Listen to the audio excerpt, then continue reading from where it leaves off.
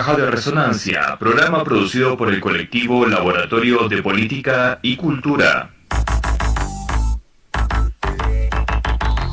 Bienvenidas y bienvenidos a Caja de Resonancia, programa producido por el colectivo Laboratorio de Política y Cultura. Buenos días, buenas tardes o buenas noches. Caja de Resonancia desde Arequipa para el mundo, y recuerda, si nos escuchas, eres parte de la alternativa. 1 de mayo, Día de lucha contra el capitalismo neoliberal. Así hemos titulado nuestro programa del día de hoy. Y para conversar al respecto hemos invitado a Arturo Luque, dirigente de la Federación Macrorregional de Trabajadores Mineros, Metalúrgicos y Siderúrgicos del sur del Perú. También, como todos los sábados, Diego Lazo trae su punto aparte. Lucas Segarra nos entrega su columna Tendencias y Sofía Lazarte Crónicas desde Europa y la agenda cultural de la semana. Caja de Resonancia desde Arequipa para el mundo, y recuerda, si nos escuchas, eres parte de la alternativa. El trabajo te confiere dignidad. Y de ahí que el trabajador tiene derechos, y derechos que tienen que ser concretos. Y tiene que, quien lo contrata para trabajar, tiene que proveer sus servicios sociales, que son parte del derecho. El trabajo o es con derecho o es esclavo. Cuando un trabajador no tiene trabajo, no tiene derechos, o se lo contrata por poco tiempo para ir cambiándolo, pues así no pago aportes y qué sé yo, se lo transforma en esclavos y uno se transforma en verdugo. Verdugo no es solamente aquel que mata a una persona, sino aquel que explota a una persona, es un verdugo. Y tenemos que tener conciencia de esto. A veces cuando me escuchan decir esto, o las cosas que yo escribí en las encíclicas sociales, dicen el Papa es comunista. No, el Papa agarra el Evangelio y dice lo que dice el Evangelio.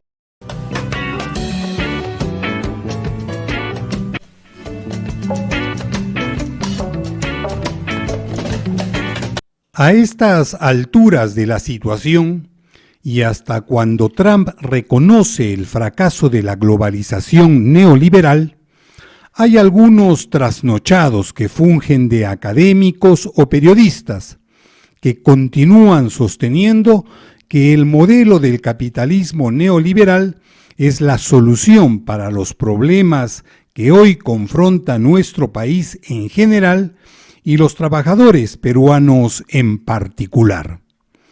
Hoy, el capitalismo neoliberal peruano no solo ha hecho de nuestro país uno de los más inequitativos de nuestra región y del mundo, o un país donde los empresarios no quieren pagar impuestos y reclaman exoneraciones tributarias pese a las millonarias ganancias que se embolsan sus dueños o accionistas, o un país donde la informalidad abraza a más del 70% de la población, con las consecuencias que ello conlleva para las familias trabajadoras informales.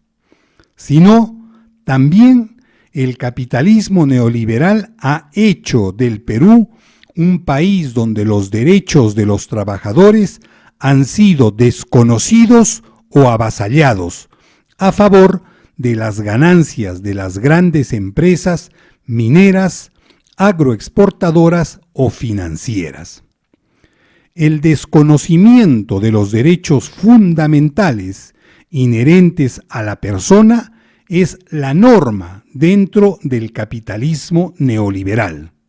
Sin embargo, la agresión a los derechos laborales conquistados durante el siglo XX alcanzó, a partir de la década de los 80, cotas que no imaginamos. El capitalismo neoliberal para poder alcanzar los niveles de ganancia que ha obtenido, necesita de un significativo retroceso o la derrota de las conquistas alcanzadas por los trabajadores peruanos. La política neoliberal desarrollada por el gobierno fujimorista desde inicios de los años 80 ha tenido como consecuencia el debilitamiento o destrucción de las organizaciones de los trabajadores, y es sobre esa debilidad que las fuerzas del capitalismo neoliberal han impuesto el retroceso, cuando no el desconocimiento de los derechos laborales conquistados. El ataque a los derechos laborales ha ido de la mano con la agresión a las conquistas democráticas alcanzadas en nuestro país. Organizaciones sociales fuertes, entre ellas las sindicales, hubieran hecho más difícil, cuando no imposible, el trabajo de las asociaciones criminales hoy instaladas en Palacio de Gobierno y el Congreso. Hay una secuencia entre capitalismo neoliberal, agresión a las conquistas laborales y sociales y debilitamiento, retroceso y destrucción de los avances democráticos.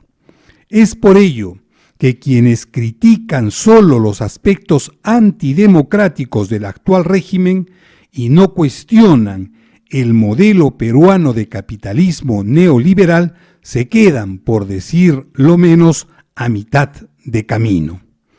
Sí, pues, lo que las Rosa María Palacios no ven es la relación entre economía y política, o para ser más claros, entre el deterioro de la vida democrática y el capitalismo neoliberal.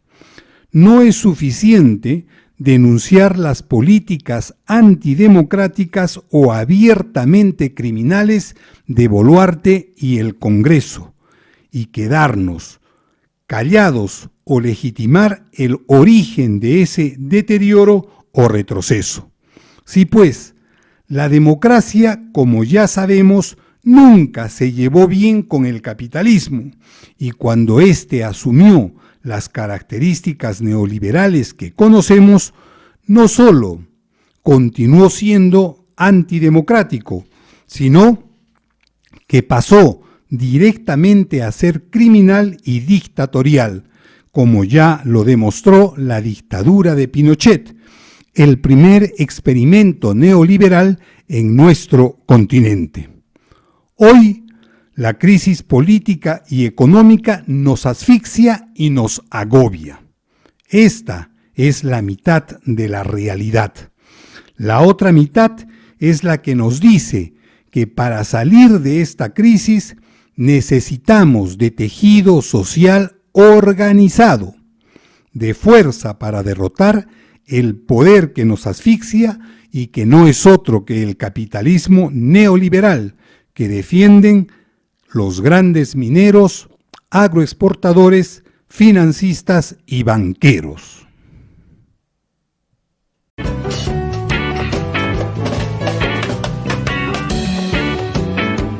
Caja de resonancia desde Arequipa para el mundo.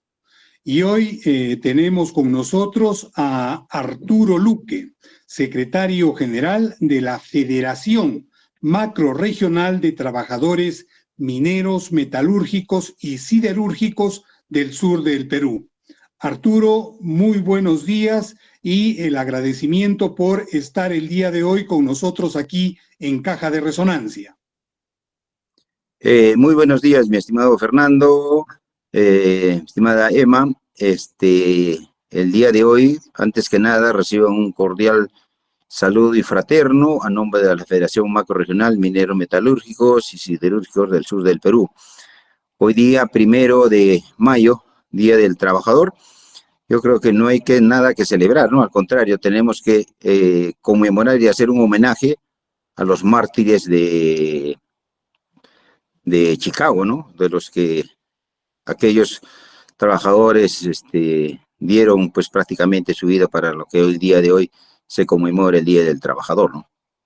Así es, el día de hoy conmemoramos ese hecho histórico, pero un poco acercándonos ya a la realidad actual.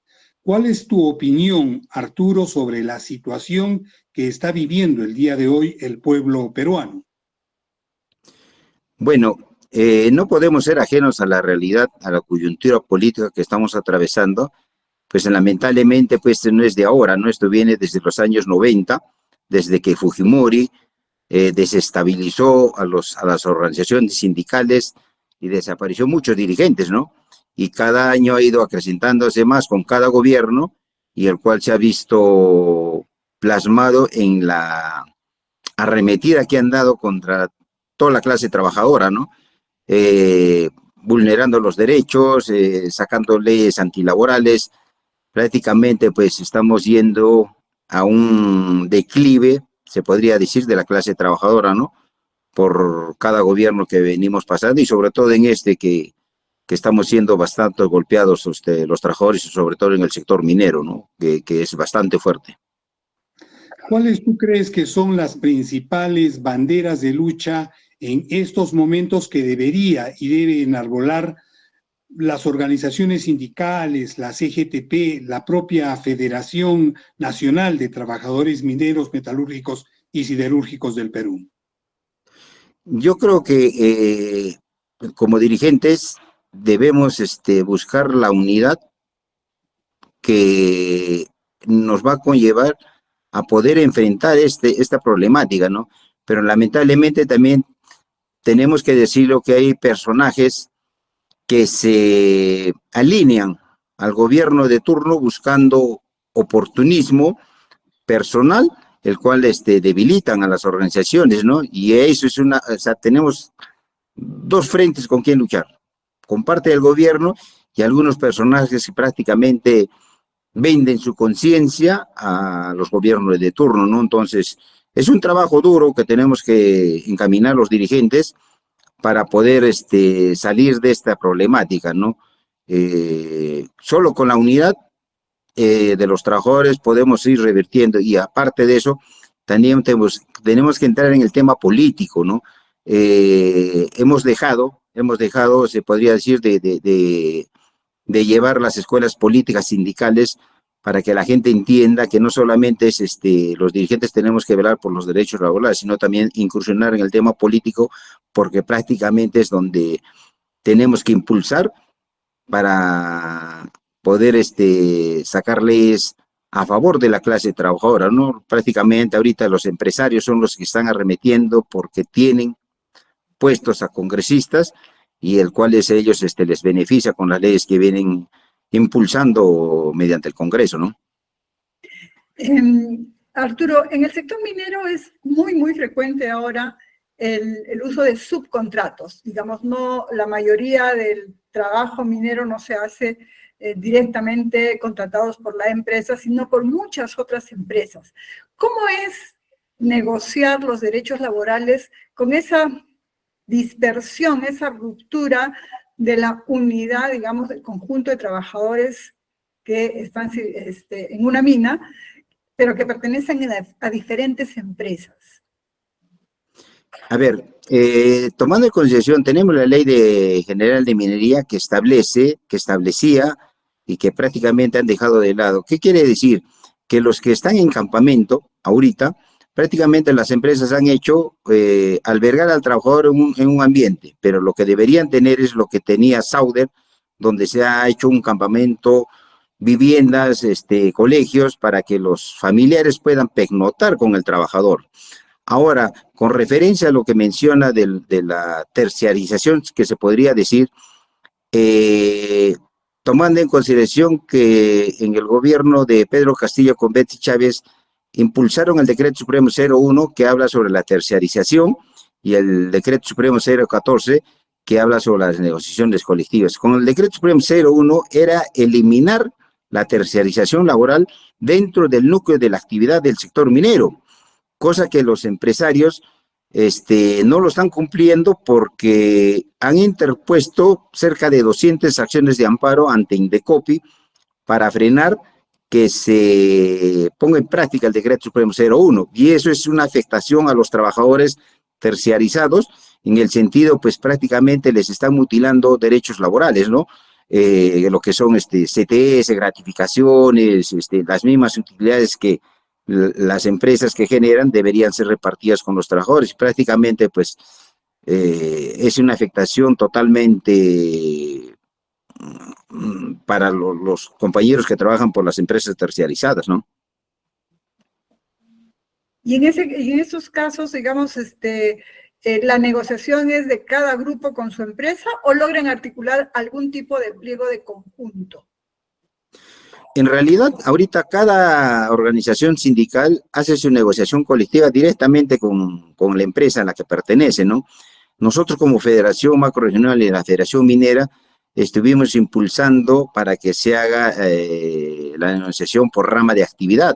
Y eso no es de ahora, eso ya lo puso en mesa nuestro mártir Saúl Cantoral en el 89, en el 90, que llevó a cabo una huelga nacional del sector minero que prácticamente paralizó el país, pero tuvo sus consecuencias que por fuentes extraoficiales y del mismo gobierno que estuvo ese entonces, pues le costó la vida a nuestro mártir, ¿no? Entonces, eso es lo que los dirigentes de una u otra manera pasamos por el hecho de estar en la defensa de los derechos de nuestros compañeros, ¿no? Porque, y sobre todo que ahora hay una arremetida en que nos están privando de la libertad de expresión y el derecho a la libertad sindical, ¿no? ¿Cómo eso se expresa? ¿Cómo es que está actuando las empresas o los grandes empresarios mineros al respecto de lo que tú ahora denuncias, Arturo? Bueno, si traemos en el contexto, tenemos en la realidad ahorita, por ejemplo, dirigentes de Shogan que fueron despedidos en el año 2023, 3 dirigentes nacionales, trabajadores de Shaoxing que pertenecen a Shogan también han sido despedidos, los compañeros de Simsa, que también les han aplicado los ceses colectivos argumentando que la empresa pues está en rojo y no tiene ganancias. Son 180 trabajadores que están prácticamente en la calle. Tenemos los compañeros aquí en Tambomayo que les han invitado a pase a retiro voluntario, pero ya sabemos que les han dado un plazo, pero ya también la empresa está argumentando que está en rojo, entonces de acá a un par de meses va a aplicar igual cese colectivo. Entonces, lo que están haciendo los empresarios, y prácticamente se podría decir en contubernio con el Congreso, es avalar los despidos arbitrarios, ilegales, inconstitucionales, ¿no? Y eso pues pretenden debilitar más a las organizaciones sindicales, ¿no? Entonces, prácticamente pues los dirigentes estamos expuestos a eso, ¿no? Arturo, tú señalabas hace unos momentos que una bandera principal de lucha es la unidad, pero la unidad en torno a qué reivindicaciones concretas. ¿Existe una plataforma de parte de la Federación Macrorregional de Trabajadores Mineros, de la Federación Nacional de Trabajadores Mineros? ¿Se conversa al interior de la CGTP acerca de la plataforma que daría unidad al interior del movimiento sindical, o es que ese aspecto no se viene discutiendo? Bueno, en realidad, dentro de las centrales sindicales, como bien sabemos, son 4 centrales. Tenemos la CGTP, la CAP, la CUT y la CTP. 4 centrales que agrupan a diferentes sectores a nivel nacional, tanto del sector público como del privado, ¿no? Pero básicamente la CGTP es la que abarca más al sector privado en todos los aspectos, en todos los rubros, ¿no? Y yo voy a ser claro, y posiblemente o quizás algunos se sientan incómodos, pero sí hay un distanciamiento internamente dentro de la CGTP, ¿no? Que eso, pues prácticamente el gobierno, ahora este gobierno de turno busca eso para desarticular la unidad de todos los trabajadores, porque eso, con la unidad es lo único que podemos enfrentar, pero como vuelvo a mencionar, hay esa parte negativa que están aprovechando los del gobierno dentro de las centrales sindicales. Nosotros como federación hemos entablado una mesa de trabajo con el Ministerio de Trabajo, poniendo en mesa varios puntos que de una u otra manera es un paliativo, se podría decir, pero el problema de fondo no se resuelve ahorita, prácticamente no se resuelve. Pero tenemos que hacer la lucha frontal de una u otra manera, ¿no? Entonces, y las discrepancias que internamente existen entre algunos dirigentes por posiciones políticas, es que todavía no llegamos a un consenso a nivel de la clase trabajadora, ¿no? Lo digo con ánimo de constructivo, ¿no? Porque si no mencionamos eso, cualquiera puede pensar que todo es color de rosa y en realidad no es así, ¿no? Y ese es lo que aprovechan tanto los gobiernos y los mismos empresarios, ¿no? Que buscan algunos personajes para desarticular y que dentro de cada empresa haya 1, 2, 3 sindicatos. Y eso, pues, para ellos les favorece. Como dice el dicho, ¿no? Divide y reinarás, ¿no? Sí, pues hace algunos días pudimos observar fotos de dirigentes nacionales de la CGTP dándose la mano, por ejemplo, con Dina Boluarte, ¿no? O sea, uno a veces no comprende ese tipo de actitudes. Pero Arturo, y a nivel regional, ¿cuál es tu evaluación acerca de la Federación Macrorregional de Trabajadores Mineros del Sur del Perú?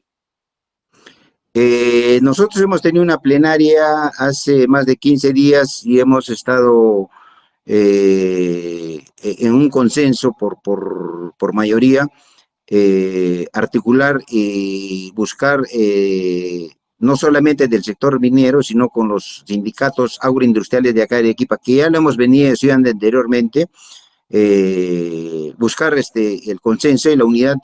Y como macrorregión sur que tenemos acá en Arequipa y somos un bastión revolucionario, se podría decir, ¿no? Impulsar esta lucha en contra del gobierno de facto, podrían decir que ahorita tenemos con Dina Boluarte y sus ministros, que hoy en día el mismo ministro de Trabajo en su agenda 2025 ha propuesto eliminar la CTS, la gratificación y modificar, entre comillas, se podría decir, la ley de relaciones colectivas de trabajo, ¿no? ¿Bajo qué argumento? Para destrabar la burocracia y la inversión extranjera. ¿Pero a costa de qué?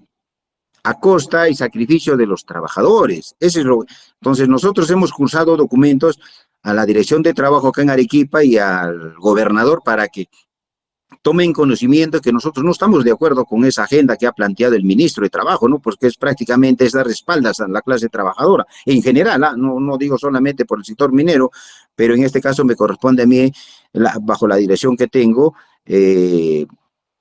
hacer revertir esa posición que tienen ahorita, ¿no? Arturo, tú hablabas de que favorecen el divisionismo de los trabajadores para tener 2 o 3 sindicatos, están en los servicios dispersos también, la representación de trabajadores. ¿Qué porcentaje de los trabajadores actualmente trabajando en minería están sindicalizados y qué dificultades tienen para sindicalizarse? A ver, como vuelvo a recalcar, desde los 90 se ha venido decreciendo la afiliación a las organizaciones sindicales. ¿Cuál es lo que tiene colación? Es que cuando ingresan a trabajar, nosotros podemos suponer que las empresas de una u otra manera los condicionan al momento de hacer su contrato, es decir, no te puedes afiliar a ningún sindicato. Mientras pases tu periodo de prueba o estés en prueba, no puedes afiliarte a ningún sindicato. Entonces, ese temor generan en los trabajadores nuevos y les prohíben prácticamente, porque la ley y la misma Constitución establece que todo trabajador que ingresa por planilla puede afiliarse a una organización sindical, ¿no? Entonces, hay ese manejo que de una u otra manera podemos entender o suponer que los empresarios hacen ese tipo de acciones, ¿no? Entonces, los trabajadores, por el hecho de continuar o quedarse en el puesto de trabajo, de cierta manera, pues aceptan esas condiciones, ¿no? ¿Y cuál es el tiempo del periodo de prueba? En realidad, la ley no establece, a lo mucho son con 3 meses de los que son de plazo indeterminado, ¿no? De ahí, pues, uno se puede afiliar a una organización sindical, a la empresa que pertenece, ¿no? Y como dije, ¿no?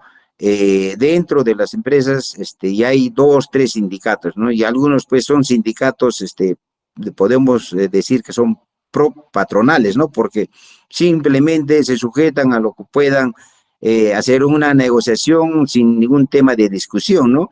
Y quizás dando o entregando algunos beneficios que se ha conseguido con luchas por algún interés que puedan tener los dirigentes bajo esas condiciones, ¿no?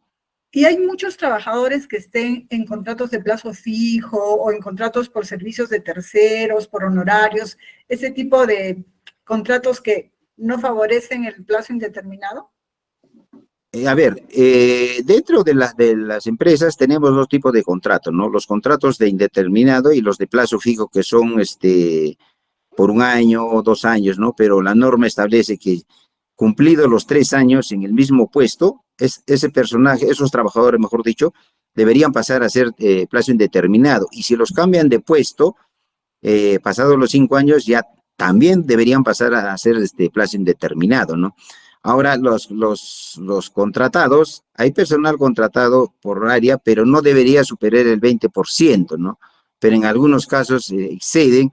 Pero ¿qué pasa? Cuando hay las inspecciones de SUNAFIL no se puede verificar, ¿no? Porque ese día no hacen subir a los trabajadores de contrata que están dentro del núcleo de actividad, entonces no hay una verificación, o sea, como se dice, le sacan la vuelta a la ley. ¿SUNAFIL es efectivo? En realidad, el trámite burocrático que tienen es demasiado largo, ¿no?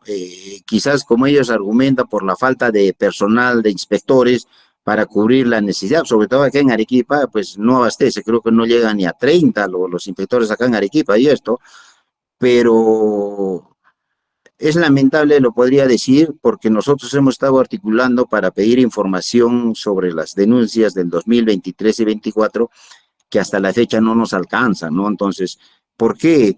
Porque tenemos entendido de que hay cerca de 800 denuncias que han hecho los trabajadores, tanto afiliados y los que no están afiliados a una organización, que han prescrito y han caducado, y eso es pues perjudicial para el trabajador, porque por lo menos teniendo una denuncia de SUNAFIL donde sí se puede verificar que hay un incumplimiento por parte de la empresa, lógicamente le van a aplicar una sanción económica, una multa, pero eso sirve para el trabajador para poder entablar un proceso judicial. Y lo que las empresas buscan y pretenden dentro de su argumento, de su interpretación, es, bueno, haz tu proceso, pues el Poder Judicial determina, porque yo dentro de lo que estoy haciendo tengo la razón. Entonces, ¿pero quién se perjudica? Lógicamente ellos tienen pues un poder económico para poder mantener a un staff de abogados 1 año, 2 años, ¿no? Pero el trabajador a duras penas puede aguantar un par de meses, 3 meses, 4 meses, y después, ¿de dónde? Porque tiene una carga familiar que sostener, ¿no? Arturo, no sé si tengas un último pronunciamiento respecto a los trabajadores o para los trabajadores mineros en particular y trabajadores en general. Bueno, sí, yo exhorto a todos mis compañeros y a todos los trabajadores del sector minero a no vivir en el confort que ahorita cada uno tiene, ¿no? Debemos ser empáticos con lo que sucede con un trabajador de la mediana, pequeña minería, y no porque seamos de la gran minería seamos ajenos a eso, ¿no? Nos falta un poquito de empatía, pero yo creo que estamos en el trabajo articulado de tomar conciencia con los trabajadores, porque esto, si nosotros dejamos que siga avanzando, pues, ¿qué menos les puede esperar para las futuras generaciones que pueden entrar en el rubro de minería, ¿no? Básicamente los compañeros tenemos que tomar conciencia de lo que se viene y lo que posiblemente en estas elecciones que se estén presentando, no sabemos qué personajes vayan a llegar a ocupar los curules, y más todavía que han ampliado la bicameralidad, donde los que están ahorita pretenden ser diputados. Senadores. No, mejor dicho, senadores, perdón, pretenden ser senadores, ¿no? Entonces, ¿qué garantía nos da para los trabajadores que el día de hoy venimos luchando, batallando, porque prácticamente pues, los derechos laborales siguen siendo avasallados por las leyes antilaborales que vienen sacando en el Congreso, ¿no? Entonces exhorto a mis compañeros a mantenernos firmes, a ser empáticos, practicar el principio de solidaridad y la lucha de clases que enmarca el tema del sindicalismo, ¿no? Con todos los compañeros, que el día de hoy pues sea el reinicio de enarbolar las banderas de lucha por la causa de no seguir oprimidos por la burguesía, que básicamente ellos pues siguen generando presión por la plusvalía, ¿no? Que gracias a la clase trabajadora, el motor principal, ellos pues siguen incrementando su patrimonio, y nosotros prácticamente terminando nuestro tiempo en cada empresa salimos con enfermedades, y prácticamente no sabemos cuánto nos va a quedar de vida una vez que salgan los compañeros, ¿no? Arturo, muchísimas gracias por tu presencia, por habernos concedido este tiempo para Caja de Resonancia. Muchísimas gracias. No, un saludo a ustedes y muchísimas gracias. Para cualquier consulta estoy presto para poder entablar otra entrevista. Muchísimas gracias, mi estimado Fernando, mi estimada Emma, que tengan buenos días, y también felicitarles por el Día del Trabajo a ustedes, que hacen una labor que muchas veces no es transmitida por otros medios que son pues, ya mejor lo dejamos ahí. A ustedes mis felicitaciones, y a seguir en esta lucha que tenemos que seguir todos impulsando las reformas para una mejor vida en cada una de nuestras familias.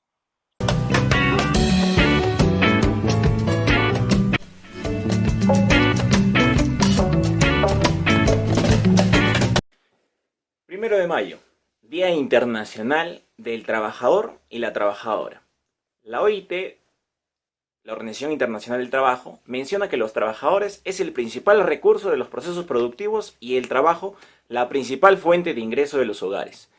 El 1 de mayo se conmemora la lucha sindical y enaltece la fuerza laboral a nivel internacional, reflejando que no son migajas ni concesiones del empleador hacia la clase trabajadora, sino luchas enarboladas programáticamente desde la primera revolución industrial en Inglaterra en el siglo XVIII. Parafraseando José Boviano en su obra 1 de mayo, Historia y Significado, cierro comillas, nos menciona que el 1 de mayo simboliza la renovación anual de la fuerza de la clase de trabajo, la conmemoración de la lucha por derechos laborales, como por ejemplo, la división del día en 8 horas por bonificaciones por tiempo extra, vacaciones remuneradas, constante capacitación por el empleador para mejorar los canales de producción, seguro de vida y de salud, compensación por tiempo de servicios, escolaridad, días de maternidad, días de paternidad, entre otros. En 1881, en un congreso celebrado en la ciudad de Pittsburgh, Pensilvania, la Federación Sindical pasará a convertirse en la Federación Americana del Trabajo. En el cuarto congreso de dicha organización, en la ciudad de Chicago, en 1884, apareció de manera explícita organizar el 1 de mayo como una jornada de reivindicación obrera por las 8 horas. Se escogió el 1 de mayo por el Moving Day, fecha donde concluían los contratos y se iniciaban las nuevas temporadas en las nuevas contrataciones en todo sentido. ¿Qué decía esa narrativa? Abro comillas, un día de rebelión, no de descanso, un día en que con tremenda fuerza la unidad del ejército de los trabajadores se moviliza contra los que dominan el destino de los pueblos a toda nación. Cierro comillas. A nivel local, en Arequipa, el 4 de abril de 1906, en una asamblea de los trabajadores afiliados en la Central Social Obrera, acordaron festejar el Día Internacional del Trabajo. Acudieron obreros, artesanos, agricultores, empresarios y de toda la ciudad, como los diarios más representativos.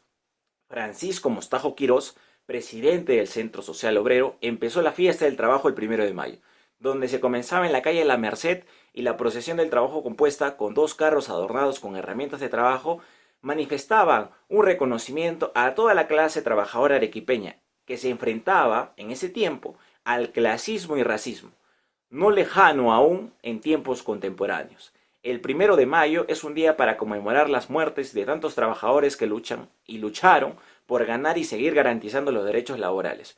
No es un día para descansar para la inercia ciudadana, sino para cobrar conciencia sobre las luchas que no debemos dejar que mueran ni los que las quiten. Feliz día a todos los trabajadores y trabajadoras del mundo y de Arequipa.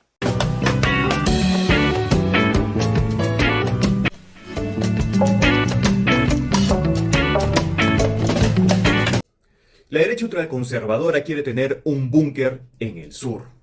Desde la dictadura de Fujimori, las derechas en el Perú nunca han podido penetrar en el electorado sureño, en buena medida por el profundo racismo y la discriminación que no pueden disimular los líderes y militantes de los partidos de derecha conservadora. Entonces, los ultraconservadores de Renovación Medieval han decidido que Yanaguara se convertirá en su búnker para dar la mal llamada batalla cultural. Y desde entonces, servidores públicos contratados por la comuna yanaguarina están dedicados a realizar eventos, entre comillas, culturales para traer a Arequipa a lo más radical de la derecha latinoamericana. En noviembre pasado, Agustín Laje se presentó en el Colegio Internacional y la semana pasada Nicolás Márquez estuvo en el Colegio de Abogados de Arequipa. Ambos representan a lo más racista, antiderecho humanista y antidemocrático de la derecha de este lado del charco. Laje, por ejemplo, calificó a los incas de tribus y negó que fueran civilizaciones, asegurando que la civilización llegó a América solo de la mano de los europeos. Las tribus y las mal llamadas civilizaciones indígenas. Márquez es un apologista de la última dictadura argentina, que en el libro sobre Milei que presentó en el Colegio de Abogados de Arequipa afirma que el juicio a las cúpulas militares fue ilegal, y que más bien las desapariciones que cometieron fueron legales porque estaban amparadas en el Código de Justicia Militar argentino en un contexto de guerra interna. Y los matás, los desapareces y los robás a los chicos y todo eso. No, pero eso y los torturás y las violás. Eso de las violaciones. ¿Eso del robo de qué? ¿Eso de las violaciones qué? Que son testimonios que dice de gente que fue violada. ¿Cómo lo probás? Sí, la violación suele ser testimonio de gente que fue violada. Y sí, pero eso, el testimonio en sí mismo. Por otros testimonios. No. Hay un montón de testimonios. Eso es... No hace falta que lo digan. Estamos advertidos de ganar el 2026, seguramente con fraude de por medio, estarán tentados de hacer lo que la derecha militarista sabe mejor hacer: corromperse y desaparecer opositores.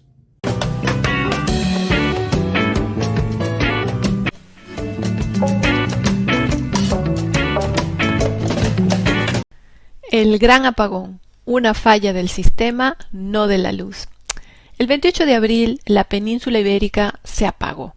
Más de 60 millones de personas en España, Portugal y en el sur de Francia quedaron sin electricidad. En solo 5 segundos se perdió más del 60% de la energía que se estaba consumiendo en España. El caos fue inmediato. Hospitales recurriendo a generadores, vuelos suspendidos, trenes parados, comunicaciones colapsadas. Por esto, no fue solo una falla técnica, fue una señal de alerta política. Porque no fue un ciberataque ni un sabotaje, fue el sistema eléctrico fallando por no estar preparado para lo que se viene. La causa principal: una sobresaturación por exceso de generación de energías renovables. Una paradoja inquietante. ¿Cómo es posible que el propio avance hacia un modelo energético más limpio sea el que nos dejó a oscuras? La respuesta está en la falta de previsión y en la política energética de los últimos años. Se han promovido, y con justa razón, las energías renovables, pero sin reforzar las infraestructuras necesarias para integrarlas de manera segura. No hay redes suficientemente modernas, no hay almacenamiento energético a la altura del cambio, no hay planificación estatal con mirada a largo plazo, se privatizan beneficios y se socializan riesgos. Y aquí aparece otro punto muy importante. ¿Dónde están las responsabilidades políticas? ¿Quién responde por la fragilidad de un sistema que, en cuestión de segundos, dejó sin servicio básico a millones? ¿Qué papel juega el Estado en proteger a la ciudadanía de estas fallas estructurales? Este apagón debería ser un llamado urgente, no solo para invertir en tecnología, sino para rediscutir un modelo energético.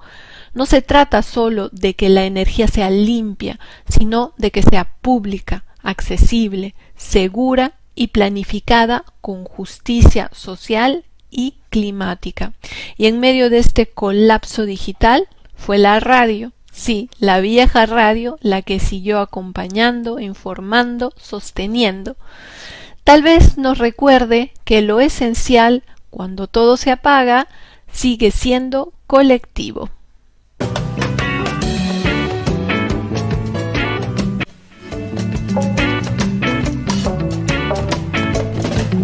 Y ahora con nosotros la agenda cultural de la semana. El Teatro Umbral presenta El hombre sin memoria, una historia que toca las fibras profundas y nos enfrenta a lo que aún no se ha dicho. El viernes 9 a las 7:45 de la tarde y el sábado puede ser vista al igual que el domingo en doble función, a las 5:45 de la tarde y a las 7:45 de la noche. El Teatro Umbral, como ya sabemos, está ubicado en la calle San Francisco 204, Interior 10. También tenemos la obra El fabricante de deudas de Sebastián Salazar Bondy, que se estará presentando en el auditorium del Colegio Santa Clara, ubicado en la avenida Garcilaso de la Vega 105, en el distrito José Luis Bustamante y Rivero. ¿Cuándo? El 5 de mayo a las 7 de la noche. Todos pueden ir y espectar El fabricante de deudas de Sebastián Salazar Bondy. Y ya también la Unidad de Promoción y Desarrollo Cultural de la Universidad Nacional de San Agustín anuncia que tiene una agenda con proyecciones de cine del director Orson Welles, 7 exposiciones artísticas de pintura, dibujo y fotografía. Todas estas actividades se inician el 3 de mayo hasta el 29 de mayo, donde en la calle Santa Catalina 101 el ingreso de igual manera es libre. Y en el marco del Día Internacional de la Danza, jóvenes de Colombia, Chile, Bolivia y Perú se reúnen en Arequipa para celebrar la cultura, el arte y la identidad con el Festival Juvenil de Danzas, este 4 de mayo en el Teatro Ateneo y en la Plaza de Yanaguara. El ingreso es libre. De igual manera, la Federación Folclórica de Arequipa presenta el Festival de Danzas, este 3 de mayo en la Plaza San Francisco a partir de las 4 de la tarde. Y para quienes les guste la música o el ballet clásico, ha llegado o llegará a nuestra ciudad del 8 al 10 de mayo la Compañía de Ballet Clásico de Rusia y estará presentando El Lago de los Cisnes, del 8 a 10 de mayo a las 8 de la noche en el Teatro Municipal. Y para quienes quieran alegrarse el alma a través de la música, ya tenemos el concierto de gala de la Orquesta Sinfónica de Arequipa, con la participación especial de David Ruiz Llanos, que es el director invitado, y Paul Valdivia Alejos, solista en flauta traversa. ¿Cuándo? El miércoles 7 de mayo a las 7 de la noche en el auditorium del Instituto TecSub de la urbanización Monterrey de 8. El ingreso es también completamente libre.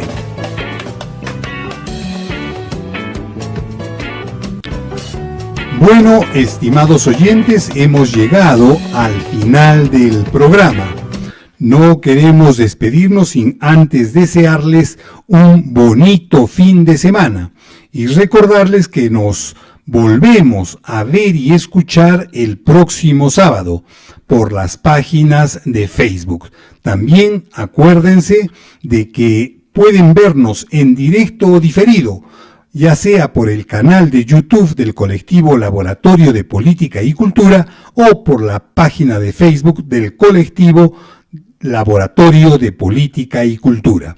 Caja de Resonancia desde Arequipa para el mundo. Y recuerda, si nos escuchas, eres parte de la alternativa. Caja de Resonancia, programa producido por el colectivo Laboratorio de Política y Cultura.